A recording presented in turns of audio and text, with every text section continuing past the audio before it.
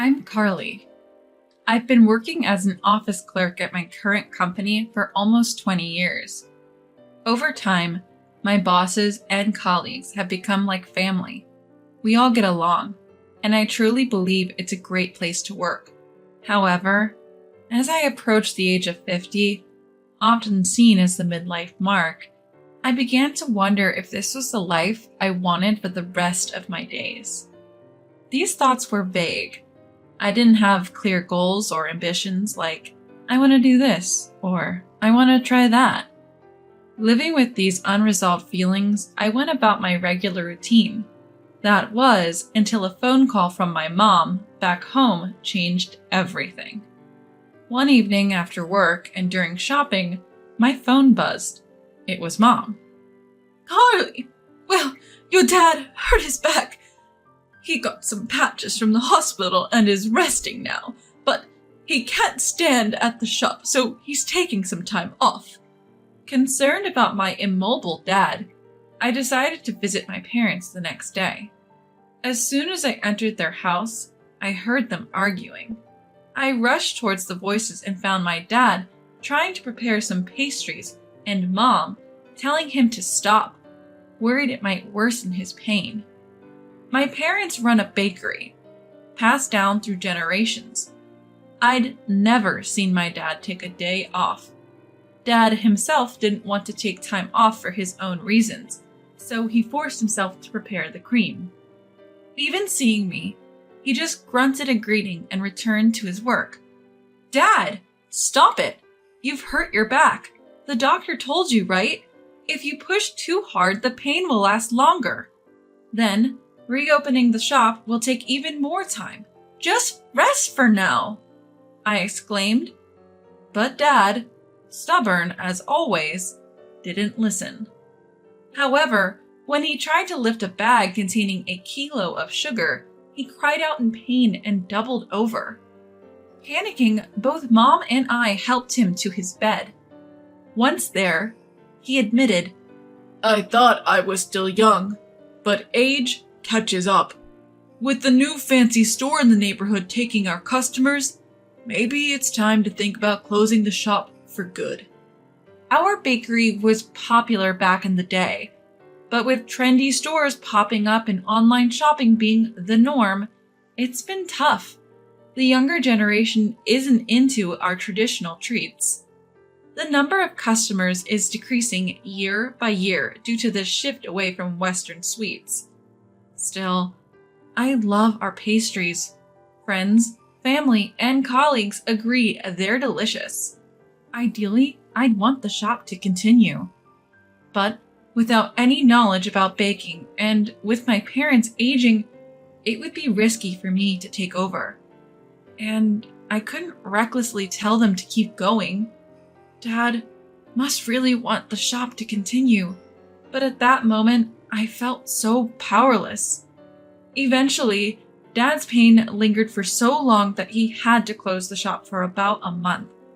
Even when he resumed business, it seemed like he was still in pain as he worked. Seeing this, I wanted to help Dad.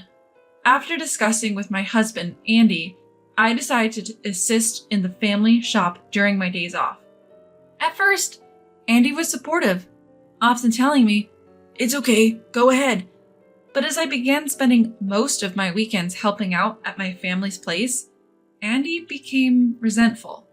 Every time I got ready to leave, he would make snide remarks like, "You value your family more than your own husband," or, "Isn't it too late for that shop anyway? Aren't you just wasting your time?"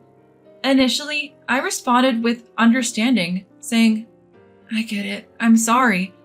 But as this became a pattern, I began to just leave the house without reacting.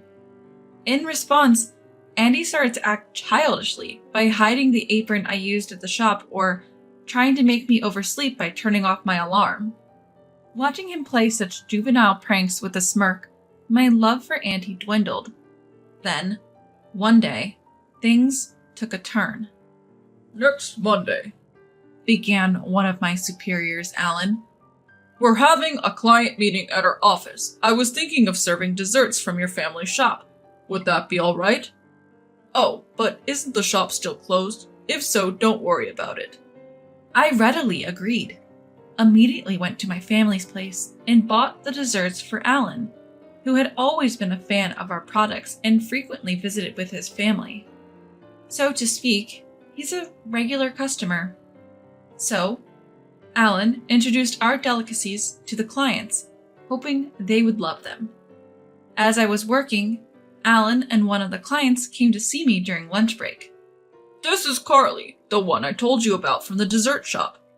Alan introduced me out of the blue to the client. Baffled, I met the client, Jude, who began, "Sorry to surprise you.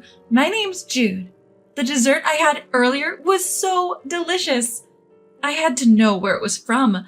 When I found out it was from your family shop, I felt the need to thank you in person. I heard it's a long-established dessert shop. Is that why the flavor is so profound? It was truly amazing." According to Alan, Jude is a huge fan of desserts and even goes on dessert hopping with her family during weekends. I never expected someone to personally come to thank me. I was overwhelmed and tears welled up in my eyes. Taken aback by my sudden emotional outburst, I explained to the startled Alan and Jude, "I'm sorry, I didn't expect such appreciation. I think Dad would be thrilled to hear this, but I fear this flavor might end with Dad's generation. If you liked it, please visit the shop." Jude, surprised, asked, "Are you closing the shop?" I shared the circumstances at home and my feelings. "If you wish for the shop to continue, why not learn and take over, even if it's now? It's never too late. I have often thought about it myself, but quitting my current job and taking over my family store comes with its risks. And besides, even if I were to take over, I am not confident that the store's sales would recover. I am almost 50 years old, and I don't have the courage to start something new at this age. I don't even know where to begin. It's not just about keeping the store going, and since I have never been involved in the management or confectionery making, I am anxious about whether I can handle it," I said. Jude thought for a moment before responding. "I hate lies, you know. Your family's confectionery was really delicious. If possible, I would like many people to taste this flavor. But I understand your anxiety. As we age, we become less inclined to take on new challenges. But I believe that it is never too late to start something new. Besides, you were just saying earlier that you wonder if your life is okay as it is now. If you think so, then now is your chance to change your life." Upon hearing that, it was as if a lightning bolt struck my head. While I said that I wanted to change myself, I never took any action and was just wasting time. Of course, taking over the store is by no means an easy task, and it is inevitable that I would cause trouble for both my company and my family. But now that my children are adults and independent, and Andy is working, things might work out after all.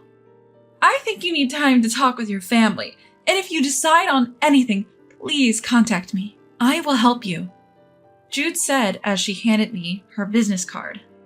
It was truly a grateful encounter. That night, I talked to Andy about what happened today and told him that I wanted to explore ways to revive our family's confectionery store. However, he responded with a mocking attitude. No way, you must be joking. Or are you trying to scam someone? There's no way that old and dirty store will become popular again. Besides, recently you've been helping out as an excuse to neglect household chores. You should just give up and close the store gracefully, and you should just do the housework like you're supposed to," he said, laughing at the serious concerns I had confided in him. You may think that our store is old and about to go out of business, but there are people who like our store's tastes and are willing to support us, so I think there is still a chance. And if I don't do anything now, I will regret it for the rest of my life. I know I'm being selfish, but our children are independent now, and it looks like I'll be able to receive early retirement pay, so I should be able to get by for a while. And when I'm not around, you can just do the housework," I said. Andy's face clearly showed his displeasure as he said, "Huh? I married you because you could handle both work and housework, and now You're suddenly quitting your job to take over the store and neglecting housework? That's a breach of contract. And besides, if it were a young and beautiful female president, it would be newsworthy, but a nearly 50-year-old woman standing in the store won't work. Men all want to buy from young and beautiful women. I don't have any emotional attachment to the store, so I just wish it would go out of business already. Confectionery is outdated in this day and age anyway. Well, if you still want to take over the store after all I've said, then get a divorce first. I can't watch if you make a big mistake and end up in debt. Andy was all puffed up and acting arrogant. I figured he probably didn't really want a divorce. He must have thought I'd give in if he just mentioned it, but when I said, "All right, bring the divorce papers then," he looked shocked, even though he was the one who brought it up. Of course, I had my doubts and fears, but after much thought, I was determined to take over the shop.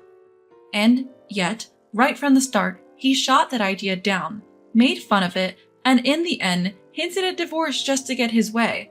Such a narrow-minded man, no thanks from me.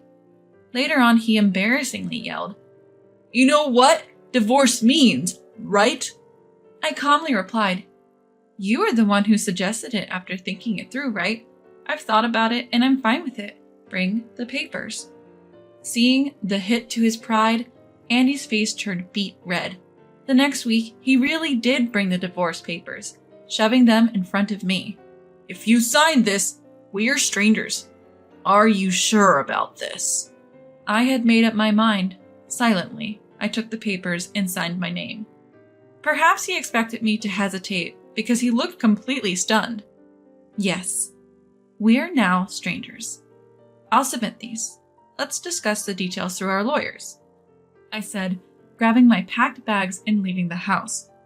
I went straight to my parents' house and explained the divorce and its circumstances. They were both shocked and a bit angry. I think our marriage was doomed from the start with a man who, instead of being supportive, opposed everything and badmouthed me and my family. It was bound to break down. It might be late, but I still love the taste of our shop and want to continue it. I will study hard, so please let me join the business, I pleaded. Eventually, my parents agreed. Soon after, I filed the divorce papers. We divorced without any division of property or compensation. Until the end, Andy warned, "You'll regret this." But I simply replied, "If I regret it, it's none of your business." And we parted ways. Juggling work and the family business was challenging for me, from developing new products, introducing machines, managing costs, promotions, and various other tasks. There were moments I felt overwhelmed, but each time, Jude was there to help and support, introducing me to various business contacts, helping me stay afloat. Trying to increase our online presence through social media was tough since neither my parents nor I were familiar with it. But after months of consistent posting with the help of my daughter, Layla, who is an expert in social media, we began to see an increase in likes. Still, Layla wasn't satisfied. She said we needed to go viral. When I asked her what that meant, she explained it's when something becomes a hot topic on social media. Wondering what could possibly make us go viral, I tried sharing our daily life, like preparing pastries and uploading videos of Mom reviewing them. While we did get likes, we were far from going viral, and I realized how hard it is to suddenly become a sensation. One day, while I was busy with office work, I got a call from Layla. I called her back during my break, and an excited Layla said, "Hey, Mom, the video of Grandpa the other day went super viral." Confused, I asked, "What do you mean?" It turns out a video of Dad interacting with a neighborhood dog was getting a lot of attention. People found the interaction between grandfather and the dog endearing, saying not only was the dog cute, but the joyful grandfather was even cuter. I never imagined he'd become famous this way, but thanks to that video, we started to attract younger customers, and Layla, sensing an opportunity, uploaded a short video of her dancing with Dad, which also became a hit. Our shop became more famous for Dad than our pastries, and we started to see customers occasionally asking for a photo with him. Later, we introduced adorable pastries themed around animals and plants, seasonal limited edition pastries, and even low-sugar options for health-conscious folks. As a result, our sales gradually but surely increased. When business started to pick up, I left my office job to focus solely on the bakery, actively participating in its management and pastry making. While I couldn't match the expertise of my skilled parents, I was genuinely happy to work alongside them in the shop. We also started mail order service, leading to orders from distant places. During busy times, even my children would help out, and our business quickly grew. Dad, initially resistant to new things, was overjoyed by the result. The last time the shop was this lively was when my own father was still alive. Carly, Layla, thank you so much. We're truly blessed to have such wonderful daughters and grandchildren, he said, bringing me to the brink of tears. After that, a local TV station found us through social media and offered to do a feature on us. We were also featured in a popular national magazine as the shop to watch. As a result, more and more customers started coming in, and just when things were starting to pick up, an incident occurred. It happened when I was tidying up the store to get ready for closing. About 15 minutes before closing time, a man rushed in shouting, "Is Carly here?" That voice sounded familiar. I thought, could it be? And braced myself, only to see Andy saying, "Carly, how have you been? Saw you on TV the other day. Seems like you're making good money now. Man, I'm so proud." "What do you want?" I responded coldly, feeling uneasy. Andy then tried to lighten the mood. "You still mad about what I said back then? It was just a joke, right? But okay, I admit, I said it wrong. How about we forget about it and start over? I'll be your successor and help with the business. Sounds good?" I refused immediately, shocked at his proposal. What are you talking about? Why would I ever want that? You hurt me deeply back then, when I was truly struggling, and even suggested divorce. I'd never marry someone as petty as you, not even for all the money in the world. You said I'd regret my decision, but I don't. In fact, I'm better off without you. Plus, taking credit for your ex-wife's success is just pathetic. Let me make this clear. There's no way we're getting back together, and absolutely no chance. Now get out and never show your face in my shop again, I shouted, chasing him out with the broom. Andy, clearly not expecting to be thrown out, left yelling, "You'll regret this!" A few days after Andy's visit, there was an increase in false comments on our shop's social media. Accusations like, "This place used expired ingredients in their cakes," and "Their kitchen is filthy and infested with cockroaches. They serve desserts made in such conditions." Layla would always refute these claims, but then they'd quote her and make even nastier comments. Despite reporting these accounts, they'd come back using different profiles. Eventually, I decided to consult a lawyer. After some digging, we identified the culprit behind the false claims. As you might have guessed, it was Andy. Through our lawyer, we informed Andy that we were aware of his actions. We warned him that any further slander would result in legal action. Subsequently, Andy deleted all his social media accounts and stopped making any comments. You'd think that was the end of it, but there was more to come. Though Andy stopped making negative comments on our shop's SNS, he apparently created fake accounts to continue his vendetta. Layla discovered this and showed it to me. Do you think this could be Dad? That's how we found out. There were posts bad-mouthing someone without naming names, but clearly referring to me. Among those posts was a melodramatic one saying, "Where did I go wrong in life?" It gave me the chills to think that a man nearing 60 would do something so petty. Layla captured screenshots of Andy's social media account and shared them. She then explained the baseless claims made by the individual, and our loyal customers rallied behind us. Making unfounded claims about unsanitary practices won't gain anyone's trust. After a while, Andy's fake account faced a social media backlash, and in panic, Andy deleted that account. However, someone managed to extract personal information from Andy's social media account, and astonishingly, the phone number of the company where Andy worked leaked out. The company then started receiving silent calls and prank calls making fun of Andy. Naturally, the company got wind of how this all started. While younger employees who use social media were buzzing about it, the senior executives, angry about the company being identified, were quite stern with Andy. Even if Andy wanted to switch jobs, it would be tough due to his age, and now he's treated like a pariah by his colleagues. You may wonder how I know all this. Well, a few days ago, Andy called me crying, shared the details, and in his usual self-centered manner, asked me to help him save face.